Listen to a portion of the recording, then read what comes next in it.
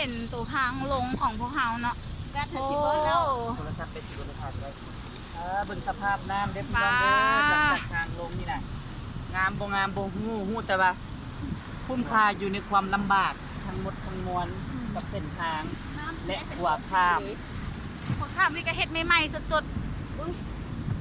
โอ้ฟังเสียงแต่ทีมงานเขาโอ้เนาะเนาะจนเป็นพักเป็นพักอาจจะเป็นแหล่งท่องเที่ยวแห่งใหม่ เนาะจุดบรรยากาศอุ้ยแต่ทนไหม เป็นยังตอนนี้ทำภาษากันเลยกันเนี่ยนะภาษากันไม่ได้ทำเนี่ยนะ เนาะเป็นเซบัมเนาะเป็นแม่น้ำสามสายเนาะตอนนี้สายหนึ่งเป็นสายที่พวกเขากำลังขี่กว่าข้ามเนาะเป็นน้ำสามสายกันแล้วเนาะบรรจบกับโอ้เนาะสายหนึ่งสายสองสายนั้น มันเสกทางมัน ฟอนแฟนกระเป๋าแม่ละ โอ้เบิ่งหนทาง เนาะ เนาะ หนักเด้อน้ำลาย เงาหนทางเ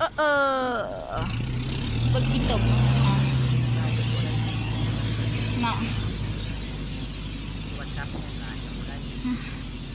เนาะ เขาผ่านมาทางขวนนี่วะ แม่แล้วเขาผ่านขวามกี้แหละโอ้ยเบิ่งหน้าผางามงาม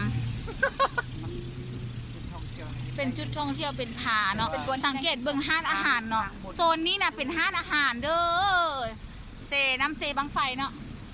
เป็นโซนห้านอาหาร ให้เซ่ เนาะโซ เป็น นน้ำสองสีเลย โซนนี้เป็นแมนเป็นน้ำสองสีเลย เป็นน้ำสองสีแล้ววันนี้นะ เป็นเซ สองสีจะหลายแยก อะไรแยก จักมันแยกไปใส่แยกไปทั้งสีเมืองเลยแยกไปทั้งสีไข่เลย แยกเนาะเป็นหลายแยกอีหลี เกิด เลยแยกไปทางเกาเลี้ยวเลย มันสิเป็นสี่แยกอะไรมันบ่เป็นสามแยกเลยนี่